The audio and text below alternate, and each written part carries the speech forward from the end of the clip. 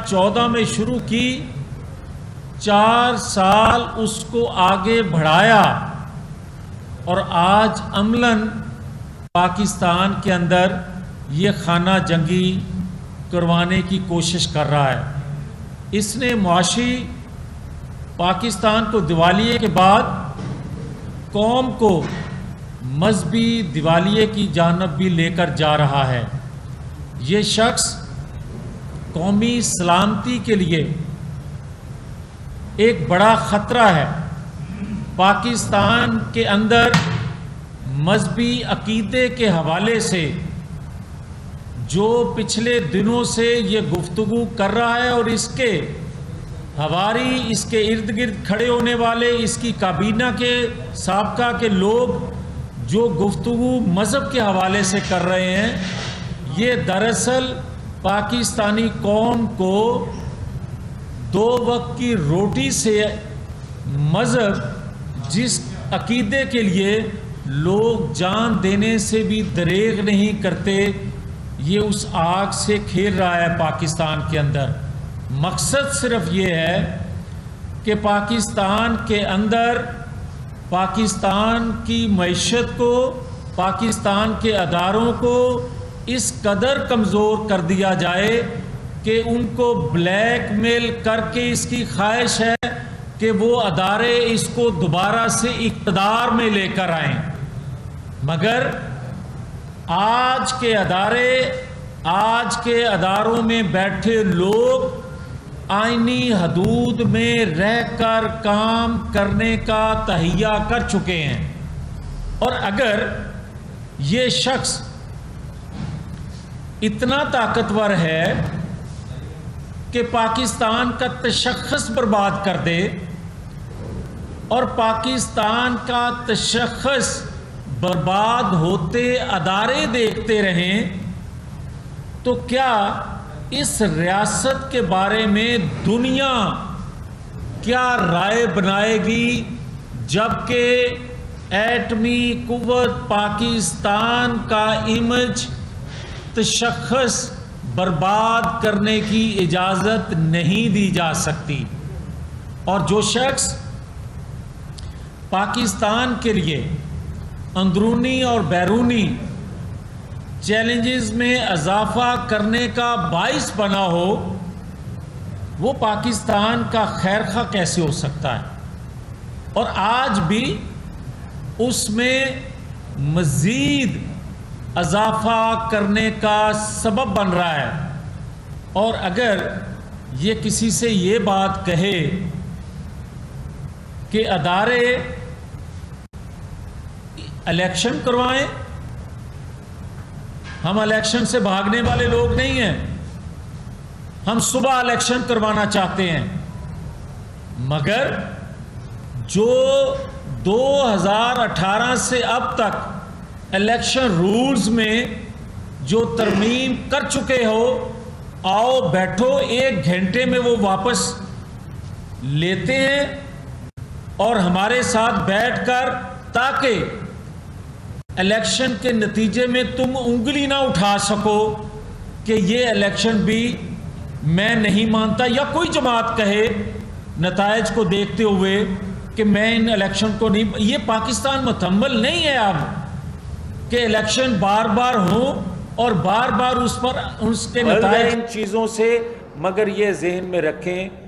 فساد کی بجائے حکمت سے کام لے رہے ہیں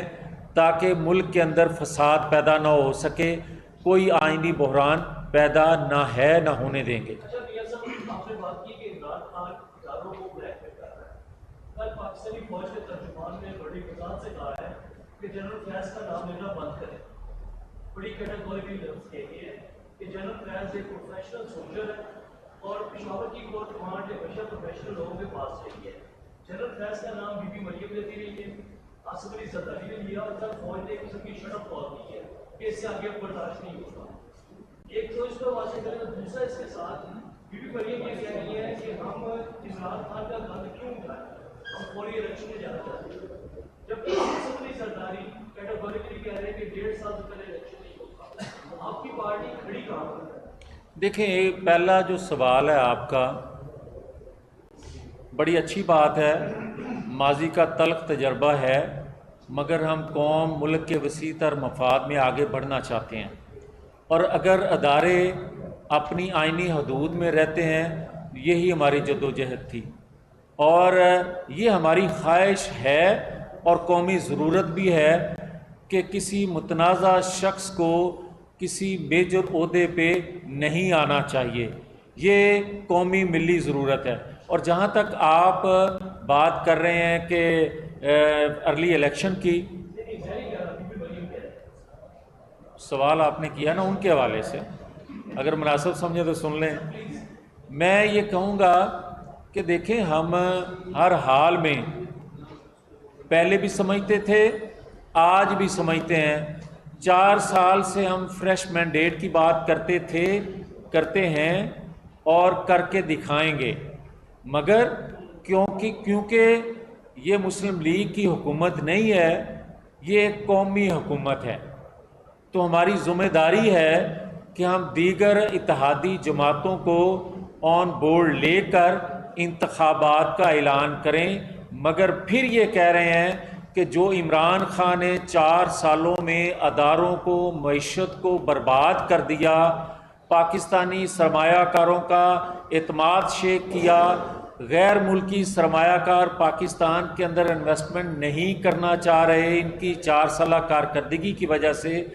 ان کا اعتماد بحال کرنے کا واحد طریقہ نئے انتخابات ہیں، وہ کروائیں گے انشاءاللہ۔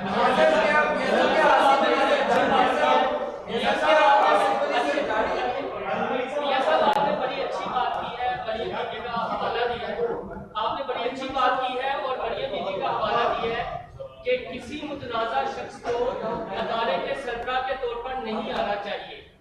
اس قوم کو یہ بھی سمجھا دیں کہ اگر کوئی شخص جس پر عدالت کے مقدمات ہیں، کیا انہیں وزیر اعظم یا وزیر اعلیٰ بننا چاہیے؟ بیلنس دونوں جانب ہونا چاہیے۔ کیا یہ آپ کے بیانات میں کھلا تضاد نہیں ہے کہ ادارے کا شخص متنازع نہ ہو لیکن وہ شخص حکمران ضرور ہو جس پر عدالت کے مقدمات ہیں؟ دیکھیں، جو پولیٹیشین ہوتا ہے، جو سیاستدان ہوتا ہے، جو عوامی منصب پر فائز ہوتا ہے، اس کا سب سے کڑا احتساب عوام کی عدالت میں ہوتا ہے۔ عوام اسے منتخب کرتے ہیں، ان الزامات کو بھی دیکھتے ہیں، اس کے بعد اگر اس کو منتخب کرتے ہیں تو عوام سے بہتر جج اور کوئی ہو نہیں سکتا۔ رہی بات سرکاری عہدے پہ،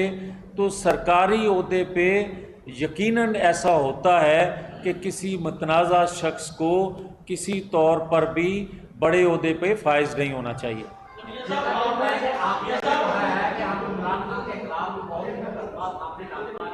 لیکن یہ بھی کہا جا رہا ہے جب کوئی مقدمہ سامنے لانے کی کوشش کی جاتی ہے تو روک دیا جاتا ہے، ایسے کیا ہے کہ اب تک یہ مقدمہ سامنے لائے آپ کی بات میں خاصا وزن ہے، اور دیکھیں، ماضی کی میں نے بات کی کہ 20 سال سے موصوف کو جتنی سپیس ملتی رہی، آپ کو یاد ہوگا 2007 میں بھی عمران خان نے یہ نواز شریف کے بارے میں کہا تھا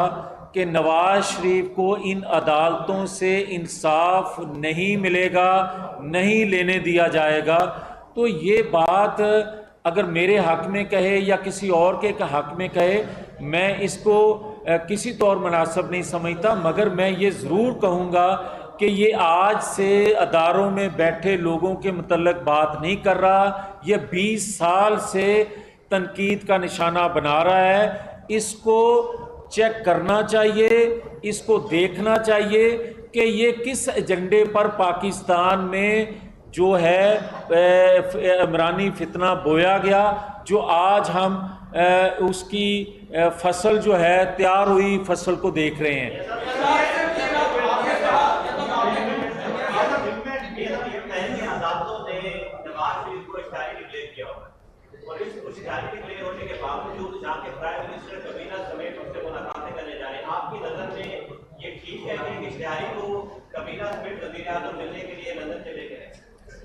ملک صاحب، میں اگر بات کروں گا تو بڑی دور جائے گی، مگر یہ اشتہاری وہی اشتہاری ہے جس کو ہائی جیکر بنا کر سزا دے دی گئی تھی، اور پھر یہ اشتہاری سزا یافتہ واپس آیا تھا تو تیسری دفعہ ملک کا پرائم منسٹر بنا تھا، اور یہی اشتہاری انشاءاللہ واپس آ رہا ہے اور چوتھی دفعہ وزیر اعظم بننے جا رہا ہے۔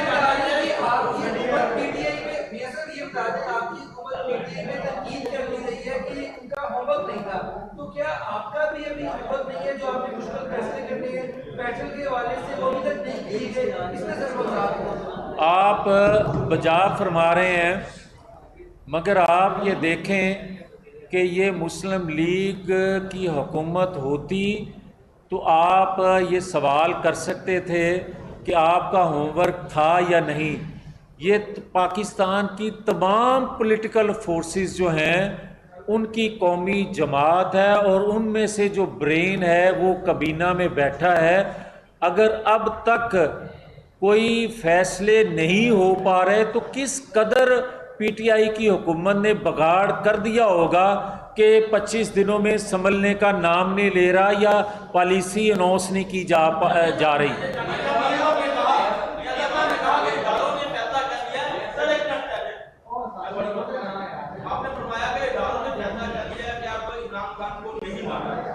ماضی میں آپ کی لڑائی یہ رہی ہے کہ ادارے نہیں عوام فیصلہ کریں گے، سلیکٹڈ نہیں الیکٹڈ ہوگا، اب آپ بھی اداروں کے ساتھ بیٹھ کے آپ الیکشن کے اوپر کوئی نہیں کرتے۔ میرا خیال ہے کہ آپ اپنے سوال پہ ذرا غور فرمائیں۔ ایک سیکنڈ، میں نے قطعاً یہ نہیں کہا، میں آپ کی اطلاع کے لیے دوبارہ عرض کر دیتا ہوں، میں یہ کہہ رہا ہوں کہ اداروں نے یہ کہا اور کل بھی کہا کہ ہم نیوٹرل ہیں۔ اگر ادارے اپنی آئینی حدود میں رہتے ہیں تو یہی تو ہماری جدوجہد تھی، ہم تو یہی خواہش کرتے ہیں اور پوری پاکستانی قوم کی خواہش ہے کہ ادارے اپنے حدود میں رہیں۔